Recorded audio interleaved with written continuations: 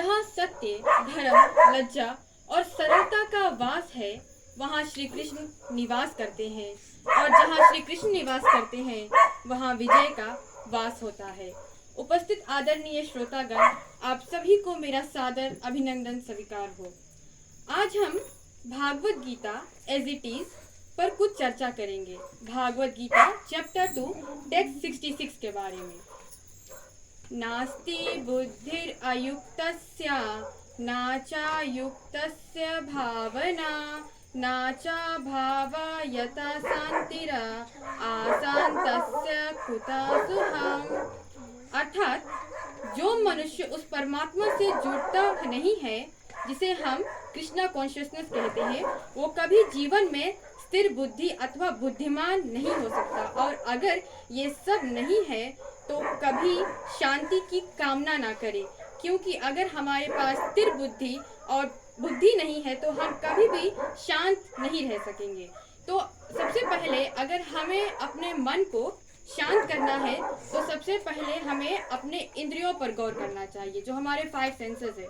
और हम अपने इंद्रियों को वश में इजीली नहीं कर सकते, तो उसको वश में करने के लिए हमें जो मानव जीवन का जो उद्देश्य है, अर्थ, धर्म, काम, मोक्ष, ये मानव जीवन का उद्देश्य है, हमें इस पर चर्चा करना चाहिए, इस पर गौर करना चाहिए कि हम किस तरह से अपने मन को वश में कर सकते हैं, जिससे हम परमात्मा तक पहुंच सके, जिससे हम आवागमन के चक्कर से छूटकर भगवान के धाम जा सके।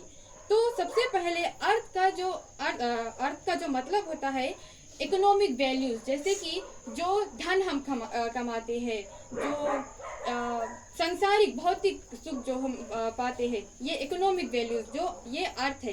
तो हमें सही तरीके से धन कमाना है, सही तरीके से उस धन को यूज करना है। हम जो भी धन कमाते हैं या कुछ भी हम करते हैं तो उसे हम सही ढंग से करें। अर्थ वो पहला अर्थ है। दूसरा है धर्म, इंग्लिश में हम उसे प्लेजर कहते हैं। जिस धर्म का प्रयोग करके हम परमात्मा तक पहुंच सकते हैं, उसे हमें सही ढंग से करना है।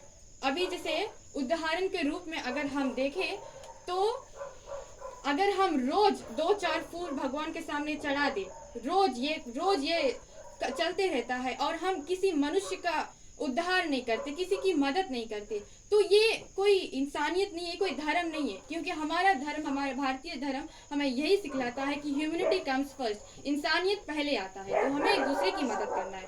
फिर आता है काम जो हम करते हैं, हम जो कुछ भी करते हैं, हमारा जो कर्म है, जिसके लिए हम इस संसार में आए, इस मृत्यु लोक में आए, हमें सही कर्म करना है, जिसे सही कर्म करके हम मोक्ष की प्राप्ति कर सकते हैं।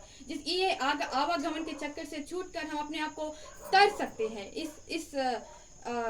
ये जो आवागमन, जो जन्म लेना, मरण लेना, फिर जन्म लेना, फिर मरना, ये सब हम ओनली मोक्ष के द्वारा प्राप्त कर सकते हैं। पर ये संभव होगा ये जो हमारा कर्म है, जो डेली थिंग्स हम लोग करते हैं। फिर आता है मोक्ष, इसको हम लिबरेशन कहते हैं। मोक्ष की प्राप्ति हम कैसे कर सकते हैं?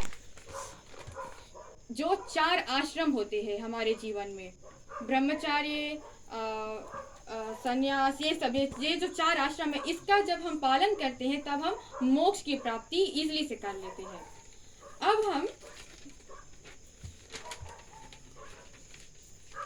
अभी हम अगर देखें, जैसे मानव जीवन का जो उद्देश्य है, अर्थ, धर्म, काम, मोक्ष, ये तो मैंने बता दिया। लेकिन अगर हम एक पशु को देखते हैं, जैसे उदाहरण के रूप में अगर हम एक कुत्ते को ले ले, तो वो कुत्ता खाता है, पीता है, सोता है, बच्चे पैदा करता है, ये सब मनुष्य भी करते हैं।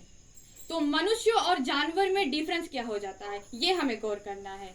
हमें भगवान ने सबसे जो हम लोग के अपन रकम से बनाई से, हम लोग के बुद्धि दी से सब कुछ सोचे के लिए, जानवर के उस सोचे के थिंकिंग एबिलिटी नहीं दी से, हम लोग के दी से। तो हम लोग पशु से हट के और कौन सी कर सकता है, उस रकम से हम लोग के सोचे के चाहिए। भागवत गीता टेक्स्ट 65 में लिखा ने, ना धनम ना जन्म ना सुंदरम कवितम या जगत ईसा काम ये मम जन्मानी जन्म इस बारे भावता भक्तिर अयुक्ति तवावी। अर्थात मुझे धन की चाह नहीं है, ना ही भौतिक सुख की, ना ही मुझे अनुयायियों की